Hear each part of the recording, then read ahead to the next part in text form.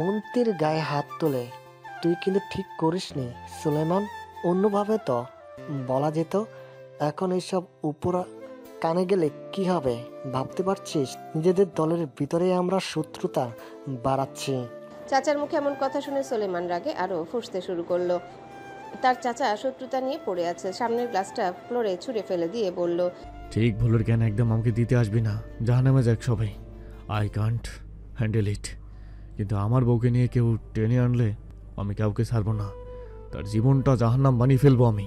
যা টেনে ছেড়ে এনে কুত্তাকে দিয়ে খাওয়াবো, হোক সে আমার মন্ত্রী আর হোক সে আমার এমপি। কোনো ক্ষমতা নেই আমার বউয়ের ব্যাপারে। তাই মন্ত্রী হয়ে একদম চমচমি করবো না আমার সামনে। তোমার তো বউ নেই, তাই তুমি এত শান্ত হয়ে আসো। বউ তো আমারই, তাই জ্বলবে আমার। আমার জ্বালা তুমি বুঝবে না। তাই বকবক না করে যাও এখান থেকে। রেজওয়ান সদর দরজায় পা রাখতে সুলেমানের রাগ কিশোরে বলা সব কথা কানে আসে। হাতে বাইকের চাবি তর্জনী আঙ্গুল দিয়ে ঘুরাতে ঘুরাতে এগিয়ে এসে বলল, কি হয়েছে ভাইজান, এত রেগে আছো কেন? সুলেমান বিরক্ত হয়ে উঠে চলে যেতে যেতে বলল, এই যে এলো আর একটা মাথা খেতে, তোর বাপকে ধরিয়ে বিয়ে দিয়ে দে। ছেলে থাকতে থাকতে তার মাথা ভাঙ্গা, সেই জন্য বিবাহিতদের জ্বালা বুঝছে না। রেজওয়ান বাপের পাশে বসলো।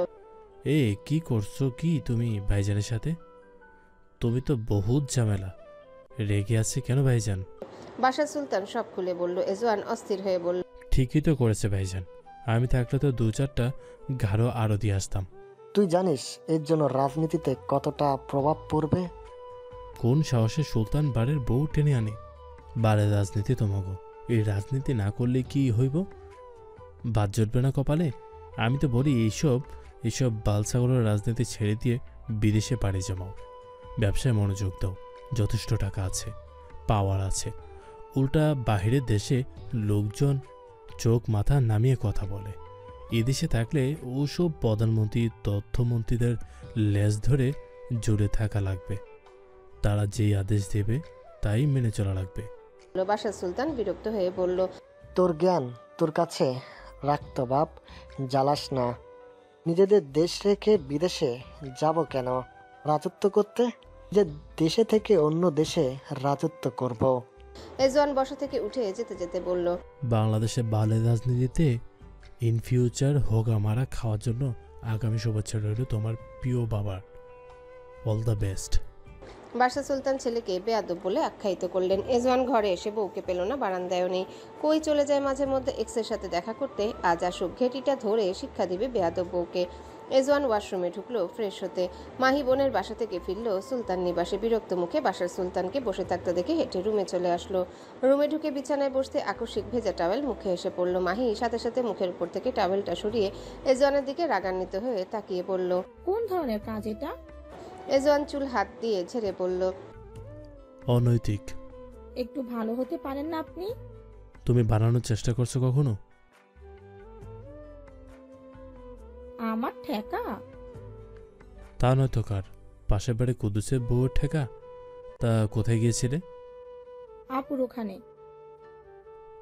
আমার পুতে বউ ভালো আছে? এক মুখ কফি এনে দাও। মাহি কফি আনতে চলে গেল। রেজওয়ান অবাক হলো মাহির এমন বিহেভিয়ারে। এত শান্তশিষ্ট ভদ্রবউয়ের মতন বিহেভ করছে কেন? কোনো ঘাপলা আছে নিশ্চয়ই। মাহি মিনিট দশেক পর কফি নিয়ে ফিরল। রেজওয়ানের হাতে ধরিয়ে দিতেই রেজওয়ান কফির মগের দিকে তাকিয়ে বলল, বৃষ্টিস মেশাওনি তো আবার? নিজে খেয়ে দেখাবো? রেজওয়ান বাড়িয়ে দিল মগ। রিস্ক নেওয়ার কোনো মানেই হয় না। মাহি চুমুক দিয়ে তারপর মগটা বাড়িয়ে দিল। না, মাহি বেঁচে আছে, কিছু হয়নি। রেজওয়ান খেতে শুরু করলো। খাওয়া শেষে রেজওয়ান মাহিকে একটু রাগাতে চাইলো। ধানি লঙ্কার এমন শান্তরূপ মোটেও হজম হচ্ছে না রেজওয়ানের। তরিকুলের বেটি আবার বিছানায় শুয়ে গুনগুন করে লালা গাইছে। এত ফুর্তি জেগেছে মনে, কোন সুখে? রেজওয়ান ভ্রু কুচকে বলল, আমার ক্ষুধা লেগেছে। মাহি শোয়া থেকে উঠে বলল, খাবার এনে দেবো?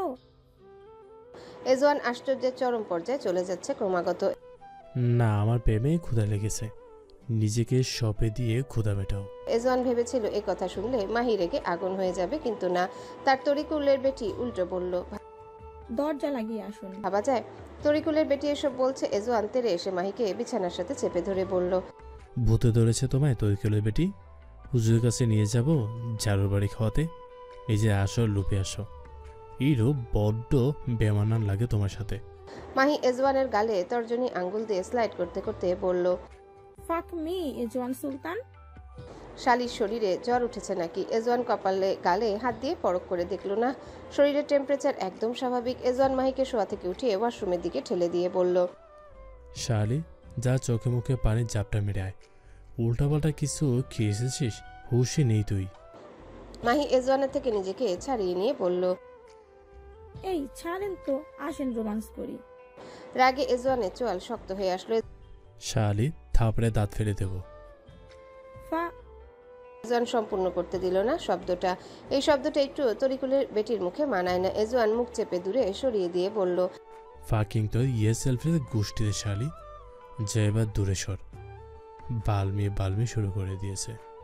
এজওয়ান রুম থেকে বেরিয়ে আসলো। এমন ছাগলামি শুরু করলো কেন এটা? এজওয়ান চলে যেতেই মাহি আয়নার সামনে দাঁড়ালো। পৈশাচিকভাবে হেসে হাতে থাকা কাঙ্ক্ষিত জিনিসটা সযত্নে ড্রেসিং টেবিলে লুকিয়ে রাখলো। দিনটা আজ 14ই ফেব্রুয়ারি, যাকে বাংলায় বলে ভালোবাসা দিবস, ইংরেজিতে বলে ভ্যালেন্টাইন্স ডে। 14ই ফেব্রুয়ারি আরও একটা বিশেষ দিন, সেটা হলো আজ উর্মির জন্মদিন। সকাল সকাল ইমন ফোন করে বোনকে জন্মদিনের শুভেচ্ছা জানিয়েছে। ইমনের মুখ থেকে ইব্রাহিম জানতে পারলো উর্মির বার্থডের কথা। গতকাল রাতেও তো কথা হলো। ওই উর্মি তো তাকে বললো না আজ তার জন্মদিন। কৌশলে ইব্রাহিম জিজ্ঞাসা করলো, তোমার বোনের কততম জন্মদিন এটা? ইমন জানালো 19তম। ইব্রাহিম স্বস্তির শ্বাস ফেললো, বিড়বিড় করে বলল। যাক, বিয়ের বয়স হয়েছে তাহলে। ইমন স্পষ্ট শুনতে পেল না। কিছু বললে? না, কিছু বলিনি। তা বাড়ি গিয়ে ঘুরে আসো। ইমন জবাব দিল না। তার বাড়িতে যেতে ইচ্ছে করছে না এখন আর। গেলে মেহেরিনের শূন্যতা কুড়ে কুড়ে খায়। ওই গ্রামে তার মেহেরিন নেই। ইব্রাহিম নিজের ফোন থেকে উর্মিকে ফোন করলো। উর্মি ইব্রাহিমের ফোন পেয়ে রিসিভ করতে ইব্রাহিম বলল, আজ তোমার জন্মদিন আমায় বলনি তো? উর্মি পাল্টা প্রশ্ন করলো, জানালে কি হতো? প্রশ্নের পিঠে প্রশ্ন করা হচ্ছে। জি, জবাব দিলে তবেই জবাব দিব। আমায় জানালে রাত 12টায় মহাদেবপুরে এসে তোমায় উইশ করে যেতাম। উর্মি ঠোঁটের কোণায় হাসি খেলে গেল। রাত 12টায়? জি ম্যাডাম। আমি তো দেখা করতাম না আপনি আসলেও। ইব্রাহিম জানতে চাইলো, কেন? আমি তো দেখা করতাম না আপনি আসলেও। এত রাতে আমি কেন পরপুরুষের সাথে দেখা করতে যাব? আমি পরপুরুষ? নিঃসন্দেহে। ব্যক্তিগত পুরুষ হওয়ার সুযোগ দিলে পরপুরুষ থেকে সেটাও হতে পারে। উর্মির মুখ গম্ভীর হয়ে গেল। মস্করা করছেন? তুমি আমার বেআইন লাগো? আমি যতদূর জানি আমি আপনার বেয়ান লাগি। কথা পেঁচিও না, আমি এত প্যাচগোজ বুঝি না। বিকেলেই দেখা করতে আসছি। তুমি ঘোষপাড়া রোডের ওখানে দাঁড়িয়ে থাকবে। উর্মি ইনিয়ে বিনিয়ে আমতা আমতা করে বলল, আম্মু যেতে দিবে না।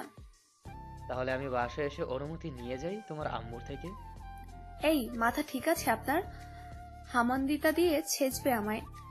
তাহলে ভদ্রমের মতন চলে এসো, ঠিক 4টায়। আমি আসবো না, আপনি বললেই আমায় যেতে হবে নাকি? আমি জানি তুমি আসবে। আমি অপেক্ষা করব গুনে গুনে 5 মিনিট। তারপর না আসলে সোজা বাড়ি চলে আসবো। উর্মি বাহিরে তাকিয়ে বলল, আমাকে আপনি কেন খাওয়াতে যাচ্ছেন? না, আমি নিজেই খেয়ে বসে আছি সেটা। কখন খেলেন? প্রথমবার দেখে চোখে চোখ রেখে কখনো জানি না আমি কেস খেয়েছি। উকিল খুঁজে মুক্তি হন এই কেস থেকে। আপনি উকিল হয়ে মুক্তি দিলেই তো পারেন। আমার এসব কথা শুনলে লজ্জা লাগে ভাইয়া, প্লিজ এই টোনে কথা বললেন না। ইব্রাহিমের আবেগের চূড়ায় উর্মি জাস্ট পানি ঢেলে দিল। ইব্রাহিম এতে রেগে বলল, ডোন্ট কল মি ভাইয়া, অনলি কল মি ছাইয়া। আপনার মাথায় সমস্যা হয়েছে, ডক্টর দেখান। ভুলভাল কথা বলছেন, রাখছি। উর্মি ইব্রাহিমের মুখের উপর ফোন কেটে দিল। ইব্রাহিম এই উর্মিকে একটু প্রেম পীড়িতের কথা বললেই হেসে উড়িয়ে দিয়ে পাশ কাটে। আর তা না হলে এভাবে মুখের উপর ফোন কেটে দেয়। কত বড় সাহসী পুচকি মেয়ের ভাবা যায়। বেয়াদব মেয়ে বড়দের মুখের উপর ফোন কেটে দেয়, আজ একটা ধমক দিবে। ইব্রাহিম বসুন্ধরা শপিং মলে আসলো। গুনে গুনে 19টা শাড়ি, 19টা চকলেটের বক্স, 19 জোড়া চুড়ি, 19 জোড়া কানের দুল কিনে সুন্দর করে প্যাকিং করিয়ে বেরিয়ে পড়লো মহাদেবপুরের দিকে। আজকাল সোলেমান ইব্রাহিমকে বেশ ব্যস্ত দেখতে পাচ্ছে। ফোন দিলে ফোন ব্যস্ত বলে, ক্লাবে প্রয়োজন ছাড়া আসে না। খোঁজ খবর তেমন নাই বললেই চলে। এখন আবার ইয়াসিন বলছে ইব্রাহিম নাকি আজ শপিং মলে গিয়ে গাদি গাদি মেয়েদের শাড়ি চুড়ি কিনে মহাদেবপুর রওনা হয়েছে। সোলেমান জিজ্ঞাসা করলো, শাড়ি চুড়ি দিয়ে কি করবে ওই? আজকে কোনো বিশেষ দিন হ্যাঁ ভাই, আপনি জানেন না? নাকি আস? ইয়াসিন লজ্জা পেয়ে বলল, আজ তো ভ্যালেন্টাইন্স ডে ভাই, ভালোবাসা দিবস। ভাই তো মনে হয় আপনার শাড়ির কাছে গেছে, আপনি ভাবির উইশ করেন নাই? সোলেমান ভ্রু কুচকে আসলো এই কথা শুনে। আজ এসব দিবস কয় তারিখ? আজ ফোনে তারিখ দেখলো সোলেমান। আজ তো 14ই ফেব্রুয়ারি। বইয়ের পরশু দুপুরে কথা হয়েছিল, আজ দিবে দিবে করে এখনো দেয়নি। সোলেমান ঝটপট বইয়ের ফোনে কল লাগালো। মেহেরিন জানালার সাথে থাকা টেবিলটায় বসে ডায়েরি লিখছিল। সুলতান সাহেব আজ ফোন দেয়নি এখনো তাকে। মেহেরিন উর্মিকে জন্মদিনের শুভেচ্ছা জানিয়ে ফোন পাশে রেখে অপেক্ষা করছিল উনি ফোন দিবেন। সেই অপেক্ষার অবসান ঘটিয়ে ফোন আসলো। মেহেরিনের হৃদয় অস্থির হয়ে আসলো, কিন্তু তা বাহিরে প্রকাশ হতে দিল না। খুব শান্ত থেকে ফোনটা রিসিভ করলো। ওপাশ থেকে সালাম ভেসে আসলো। মেহেরিন সালামের জবাব দিল। সোলেমান বলল, বিবিজান কি করছেন? ভালো আছেন? হৃদয় শান্ত হয়েছে? মেহেরিন ডায়েরিটা বন্ধ করলো। জি আলহামদুলিল্লাহ ভালো আছি। হৃদয় শান্ত হয়েছে। কেমন আছেন আপনি? দিনকাল কেমন চলছে? তুমি হিনা যেমন চলছে তেমনই চলছে। আমি হিনা নিশ্চয়ই ভালোই চলছে। সোলেমান মৃদু হেসে বলল, বুঝলে কি করে? ওভাবেই। আজ কি জানো? জানি। কি বলো? ভালোবাসা দিবস। বুঝছো? না, বুঝিয়ে দিন। বাচ্চা মেয়ে তো, বুঝবা কি করে? আপনি তো সাবালক, তো বোঝান এই নাবালককে। মুখে তো বোঝানো যায় না এসব, প্র্যাকটিক্যালি বোঝাতে হয়। আমি প্র্যাকটিক্যালি বুঝতেও প্রস্তুত। কাছে আসলে তো জ্ঞান হারিয়ে ফেলো, আবার বলো প্র্যাকটিক্যালি বুঝতে প্রস্তুত। পুরুষ মানুষ আপনি, বউ ছাড়া থাকছেন কি করে? তুমি যেভাবে থাকো সেভাবে। ধৈর্য আছে আপনার বলতে হয়। তোমারই তো আমি, ধৈর্য থাকবে এটাই স্বাভাবিক। ভালো তো। সোলেমান টেনে বলল। খুব। মেহেরিন টেবিলে মাথা রাখলো। ভালোই লাগছে সময়টা। ঘুমিয়ে পড়লে নাকি বউ? না, বলুন। তোমার পাসপোর্ট ভিসা সব হয়ে গেছে, মার্চের 2য় সপ্তাহে আসবো, এসে নিয়ে যাব। আসবেন শুনে খুশি হলাম। সেই খুশিতে তোমার উচিত আই লাভ ইউ বলা। আপনি কোনোদিনও বলেছেন যে আমি বলবো?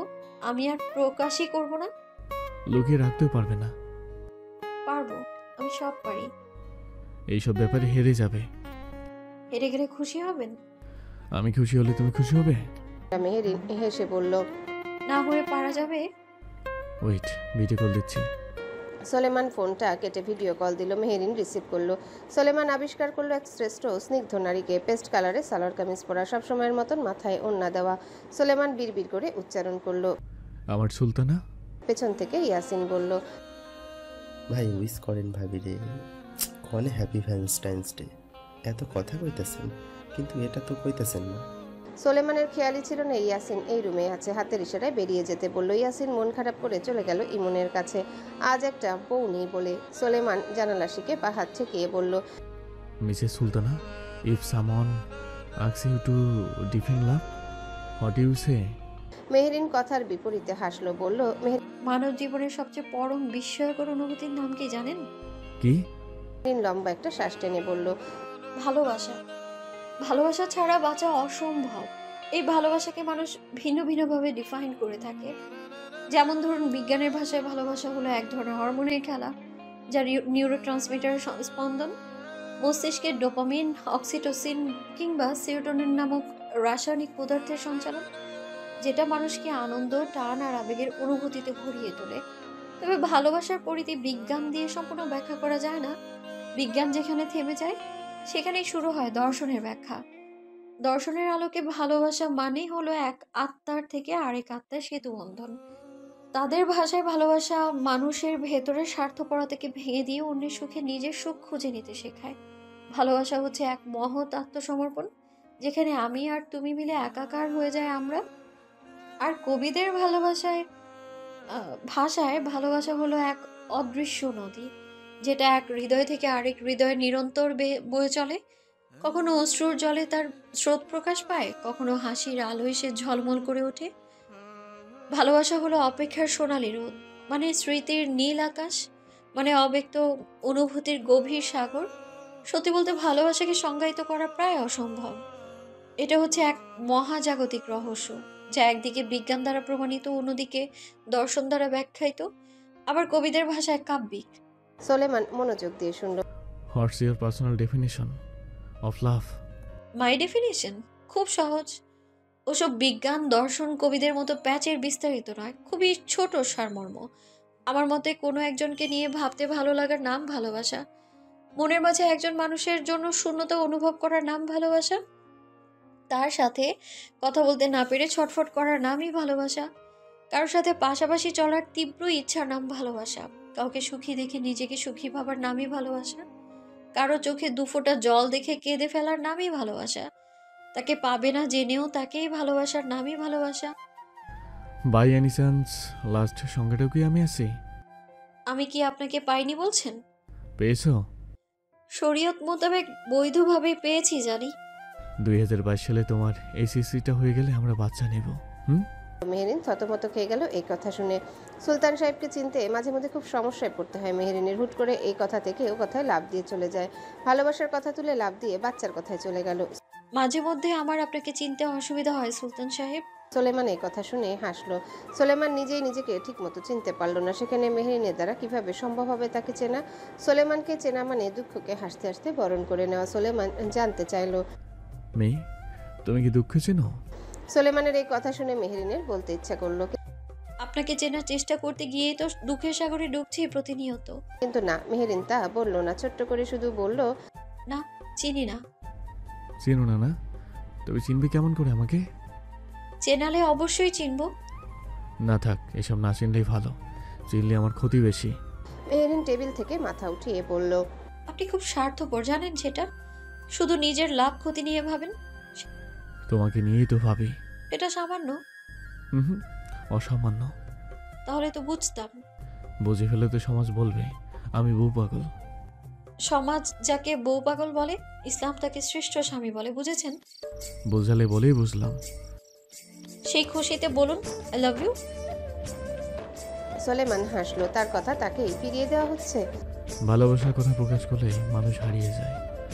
আমি তোমাকে হারাতে চাই না। তখন পৃথিবীর সবচেয়ে ছোট লোক, গরিব, কঙ্কাল নষ্ট হয়ে যাবো আমি। আর আমি এসব ছোট লোকে একদম সহ্য করতে পারি না। এইসব আমার সাথে যায় না। আমি সত্যি সত্যি হারিয়ে যাওয়ার পর আবার আফসোস হবে না তো, যে কেন প্রকাশ করলেন না এই অসুখে?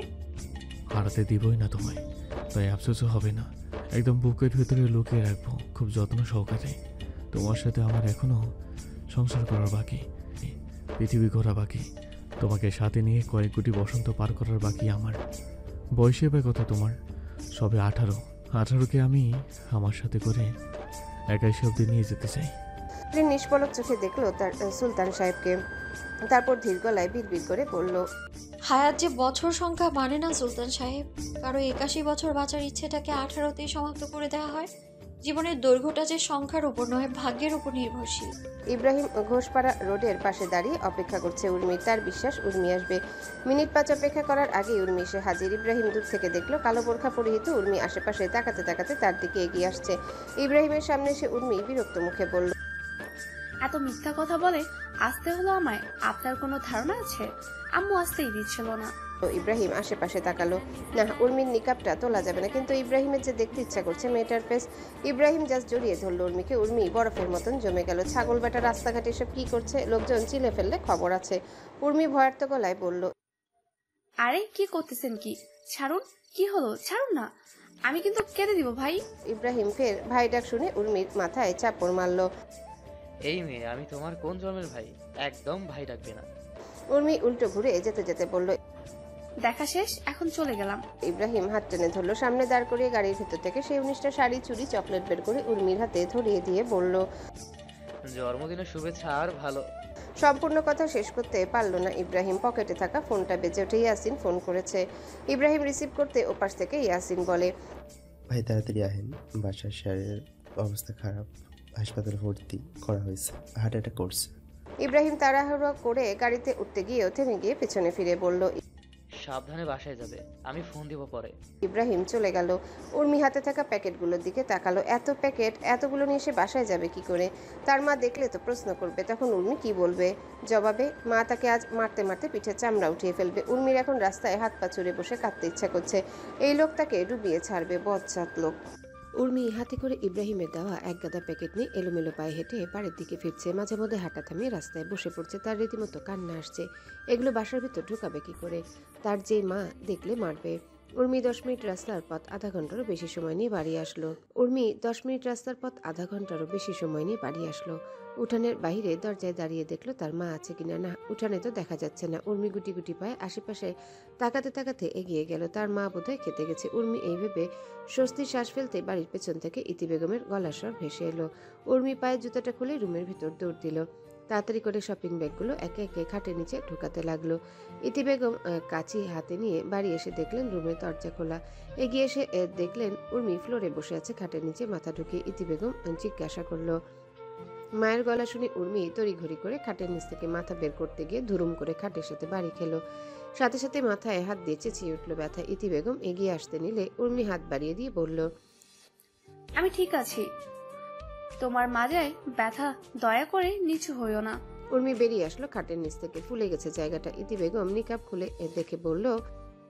উর্মিকে ধরে বরফ ডলতে নিয়ে গেলেন ইতি বেগম। বাশার সুলতানকে যখন ঢাকা মেডিকেল কলেজ হাসপাতালে আনা হলো তখন পরিস্থিতি ভয়াবহ। স্ট্রেচারে শুয়ে থাকা বাশার সুলতানের চোখ আধখোলা, ঠোঁট নীলচে, বুকুঠা নামা করছে অস্বাভাবিকভাবে। ডাক্তার নার্সকে বলল, দ্রুত রক্তচাপ পরীক্ষা করাও এখনই। নার্স দ্রুত কাঁধ দিয়ে বাশার সুলতানের বাহু জড়িয়ে দিল। কয়েক সেকেন্ডের মধ্যেই চাপ মেপে নার্স বলল, 180/120, পালস ভীষণ অনিয়মিত স্যার। ডাক্তার একবার তাকালেন মনিটরের দিকে, আবার রোগীর দিকে। হৃদযন্ত্রের তাল ঠিক নেই, এটা মনে হচ্ছে হার্ট অ্যাটাক, সিসিতে ওঠাও। বাশারকে দ্রুত নতুন ভবনের হৃদযন্ত্র পরিচর্যা কক্ষে নেওয়া হলো। চারিপাশে মনিটরে বিপ বিপ শব্দ। কোথাও অক্সিজেন সিলিন্ডার, কোথাও শয্যায় শুয়ে থাকা অন্য গুরুতর রোগী। বাশার সুলতানকে অক্সিজেন মাস্ক পরানো হলো, শিরায় স্যালাইন দেওয়া হলো, রক্তের নমুনা সংগ্রহ করা হলো। ডাক্তাররা প্রথমে ধরে নিলেন এটা সাধারণ হার্ট অ্যাটাক, কিন্তু কিছুক্ষণ পরে বিভ্রান্তি তৈরি হলো। একজন ইন্টার্ন ডাক্তার বললেন, স্যার, সাধারণ হার্ট অ্যাটাক সাধারণত প্রথমেই প্রচণ্ড বুকে ব্যথা হয়, হাত অবশ হয়ে যায়, কিন্তু এই রোগীর বুকে তেমন ব্যথা নেই, বরং মাথা ঘুরছে, বমি হচ্ছে। সিনিয়র ডাক্তার প্রকাশবাবু বললেন, ঠিক বলেছ। আর ইসিজি রেখাচিত্র সাধারণ হার্ট অ্যাটাকের মতো নয়, এখানে হৃদযন্ত্রের সংকোচন বিস্তার, তাল কেমন যেন অস্বাভাবিক। তাহলে এটা কি বিষক্রিয়া হতে পারে? এখন বলা যাবে না, আপাতত ওষুধ দিয়ে তাল ঠিক রাখো। এজওয়ান বাপের হার্ট অ্যাটাকের কথা শুনে পাগলের মতো ছুটে আসে হসপিটালে। অফিসে গিয়েছিল সে, শোনা মাত্রই কাজকর্ম ফেলে দৌড়ে আসে। করিডোরে পায়চারি করছে সোলেমান ইব্রাহিম ইয়াসিন। এজওয়ান সোলেমানকে দেখে দৌড়ে এগিয়ে আসলো, হাঁপাতে হাঁপাতে অস্থির গলায় জিজ্ঞাসা করলো, কি অবস্থা ভাই? ডক্টর কি বলেছে? তাড়াতাড়ি ঠিক হয়ে যাবে তো? বলো না ভাইজান, ঠিক হয়ে যাবে তো? সোলেমান শান্ত হতে বলল এজওয়ানকে। এজওয়ান কি আর শান্ত হওয়ার মানুষ? এজওয়ান সিসিউয়ের কাছে জানালা দিয়ে দেখলো তার বাপ অচেতন হয়ে শুয়ে আছে, মুখে অক্সিজেন মাস্ক লাগানো, হাতে স্যালাইন। এজওয়ান বাপের উদ্দেশ্যে বলল, মরে কিন্তু খবর আছে তোমার, বুইরা একদম মরতে পারবে না। তাড়াতাড়ি সুস্থ হও। এত চিন্তা করতে কে বলেছে তোমায়? আমি তোমারে বিয়ে দেব, নিজ হাতে বিয়ে দেব, আর চিন্তা করতে হবে না। বিশ্ব সুন্দরী অল্প বয়সী মেয়ে খুঁজে এনে দেব। সুস্থ হও শুধু। ডাক্তাররা হৃদযন্ত্রের তাল সামলানোর চেষ্টা করলেন। কখনো হৃদস্পন্দন হঠাৎ বেড়ে যাচ্ছিল, আবার কখনো থেমে যাচ্ছিল। সাধারণ হার্ট অ্যাটাক হলে যেখানে রক্ত জমাট বাঁধার ছাপ পাওয়া যায়, সেখানে এই রোগীর ক্ষেত্রে জমাটের কোনো চিহ্ন নেই, বরং পুরো শরীর কেমন দুর্বল হয়ে যাচ্ছে। অবস্থা আরও খারাপ হলো, বমি শুরু হলো, চোখের মনি ছোট হয়ে এলো, ঠোঁট সাদা হয়ে গেল। ডাক্তার স্তম্ভিত। ডাক্তার প্রকাশবাবু বাইরে এসে জিজ্ঞাসা করলো, ওনার এমন অবস্থা কি করে হলো? ইয়াসিন বলল, বাসায় স্যার চা খাচ্ছিল, তারপরই হঠাৎ করে শরীর খারাপ করে। ডাক্তাররা একে অন্যের দিকে তাকালেন। এখন বিষয়টা কিছুটা পরিষ্কার হলো। ডাক্তার প্রকাশবাবু ইন্টার্ন ডাক্তারকে ফিসফিস করে বলল, তাহলে চায়ের সাথে কিছু মেশানো হয়েছে, পাকস্থলী ধুয়ে নমুনা ল্যাবে পাঠাও। রোগীর পাকস্থলী ওয়াশ করা হলো, যা বের হলো তা বিশেষ কন্টেনারে ভরে টক্সিকোলজি ল্যাবে পাঠানো হলো। আনোয়ার সুলতান ছেলের হার্ট অ্যাটাকের খবর শুনে নিজেও কিছুটা অসুস্থ হয়ে পড়েছেন। আমিরুল সুলতান একটু পরপর ফোন করে আপডেট নিচ্ছে ছোট ভাইয়ের। মেহেরিন চাচা শ্বশুরের শরীর খারাপের কথা শুনে চমকালো। রুমাইসা আফিয়া সুলতানের পাশে ঘাপটি মেরে বসে আছে। মেহেরিন দাদা শ্বশুরের রুমে চলে গেল। লোকটার ওখানে কেউ নেই।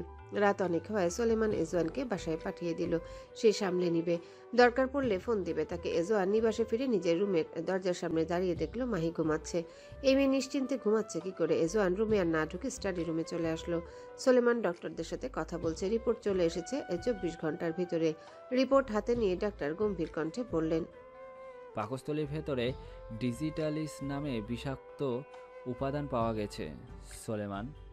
এটি মূলত হার্টের ওষুধ, কিন্তু বেশি মাত্রায় গেলে হৃদযন্ত্রের অস্থির করে দেয়, ফলে চাপ বেড়ে যায়, তারপর তাল ভেঙে মৃত্যু ঘটে। আপনার চাচাকে চায়ের সাথে মিশিয়ে এটা খাওয়ানো হয়েছে। সোলেমান কথাটা শুনে ভ্রু কুচকালো। নিবাসের ভেতরেই চায়ের সাথে এটা মিশিয়ে কে খাওয়ালো? সোলেমান কথাগুলো শুনে ইয়াসিনের দিকে তাকালো। চা কে বানিয়েছিল? ইয়াসিন আশেপাশে একবার তাকিয়ে বলল। কথাটা সূচের মতন ঢুকলো সোলেমানের কানে। এত বড় দুঃসাহস এই মেয়ের, কিসের জন্য এমনটা করলো? চড়িয়ে দাঁত ফেলে দিবে এই মেয়ের। সকালে এজওয়ান বাপের জ্ঞান ফিরেছে শুনে তড়িঘড়ি করে রেডি হতে লাগলো। মাহি জিজ্ঞাসা করলো, বেঁচে গেছে? এজওয়ান ভ্রু কুচকালো এই কথা শুনে। কেন মরার দোয়া করছিলে নাকি তুমি? প্রতিটি সেকেন্ডে সেকেন্ডে করেছি। জন কিছু বলল না, পাশ কাটিয়ে চলে গেল। মাহি রাগে ফুঁসতে লাগলো। বেঁচে গেল কি করে? মৃত্যু তো নিশ্চিত ছিল। এজন হসপিটালে এসে সোজা বাপের সাথে দেখা করতে গেল। এজন এখনো জানে না হার্ট অ্যাটাকের আসল কারণ। এজন এটাই ভেবেছে যে অতিরিক্ত দুশ্চিন্তা করার কারণেই হার্ট অ্যাটাক। সোলেমান বলেনি এখনো। এজন বাসার সুলতানের দিকে তাকালেন। সেন্স ফিরেছে কিন্তু শরীর দুর্বল। এজন দাঁত চেপে বলল, অক্সিজেন মাস্কটা খুলে মেরে ফেলে তোমায়? এই বুড়ো বয়সে এত চিন্তা কে করে ভাই? এই বয়সে তুমি ডিস্কোতে যাবা, টোট দিবা, খাইবা দাইবা আর ঘুমাবা। এত শার্টস কে নেয়? নিজেও মরবা দুশ্চিন্তা করে আর আমাদেরকেও মারবা দুশ্চিন্তা করিয়ে। ভালো হয়ে যাও বাসা সুলতান, ভালো হয়ে যাও। তোমার বুড়ো বাপ অসুস্থ হয়ে গেছে, তোমার এই অবস্থা হয়েছে শুনে। বাসার সুলতান আধো আধো চোখে শুধু ছেলেকে দেখলো। দুপুরে আমিরুল সুলতান ও আসলো নওগাঁ থেকে ভাইকে দেখতে, তবে নিবাসে গেল না। রাতে একটা হোটেলে থেকে তারপরের দিন বাসায় নেওয়া হলে আমিরুল সুলতান নওগাঁয় চলে আসে। বাসার সুলতান কিছুটা সুস্থ, কথা বলতে পারে। এজওয়ান জিজ্ঞাসা করলো, কোন বাল নিয়ে চিন্তা করে শরীরের এই হাল করেছ বলো আমায়? বাসার সুলতানও বলে দিলেন, তোর বউয়ের জন্য। বেয়াদব মেয়ে একটা আমাকে মারার প্ল্যান করেছিল, ভাগ্যিস সবটুকু চা খাইনি, সেই জন্য বেঁচে আছি, নাহলে তো তোর বউ আমাকে কবরে পাঠিয়ে দিচ্ছিল। এজওয়ান অবিশ্বাস্য চাহনি নিয়ে তাকালো বাসার সুলতানের দিকে। অসুস্থ হয়ে মাথা হ্যাং হয়ে গেছে নাকি? না, আমার মাথা ঠিকই আছে, তোর মাথা আর মাথায় আর জায়গায় নাই। আমি কি তোর বাপ হয়ে মিথ্যা কথা বলবো তোকে? সেদিন আমি বাগানে বসে ইয়াসিনের সাথে কথা বলতেছিলাম, তোর বউ মিষ্টি মুখে এগিয়ে এসে বলল, আঙ্কেল এই নিন চা খান। বিকেলে চা ছাড়া কথাবার্তা ঠিক জমে না। আমিও ভালো মনে চাটা খাইছিলাম এই ভেবে পুতুর বউ প্রথমবারের মতো আমার জন্য চা বানিয়ে আনছে, কিন্তু না, তোর বউ আমাকে বিষ দিছে। কি ডেঞ্জারাস এ মাইয়া, জেলে যে পাঠায় নাই, এটাই তোর বউয়ের সাত কপালের ভাগ্য। বউ নিয়ে বাড়ি চার তাড়াতাড়ি। এজওয়ান ভাইয়ের কাছে আসলো, জিজ্ঞাসা করলো, ভাই মাহি কি বাবাকে বিষ দিয়েছিল? সোলেমান ল্যাপটপে চোখ রেখে বলল। এজওয়ান দাঁত চেপে বলল, আগে কেন বলো না আমায়? বললে কি হতো? কি করতি তুই? কি করার ক্ষমতা আছে তোর? এজওয়ান কথা বাড়ালো না, সোজা নিজের রুমে গিয়ে মাহির হাত শক্ত করে চেপে ধরে বাড়ি থেকে বেরিয়ে আসলো। গাড়ি চলছে ফুল স্পিডে, কিন্তু মাহির মনে কোনো ভয় নেই। মাহি জিজ্ঞাসা করলো, জেনে গেছেন তাহলে সত্যিটা? এজওয়ান নিশ্চুপ, রাগে তার শরীর কাঁপছে, ইচ্ছে করছে মাহিকে জাস্ট মেরে ফেলতে। মাহি ফের বলতে লাগলো, গেল কিভাবে? আপনার ওই খুনি বাপ। আমি তো অনেকটাই মিশিয়েছিলাম চায়ে, তাহলে নো প্রবলেম। বেঁচে যখন গেছি, নেক্সট টাইম আরো শক্তপোক্ত ভাবে মারবো। এজওয়ান জোরে ব্রেক কষলো। মাহির গাল চেপে ধরে সিটের সাথে ঠেসে ধরে গর্জন তুলে বলল, বান্দির বাচ্চা, অনেক সহ্য করেছে তোরে আমি।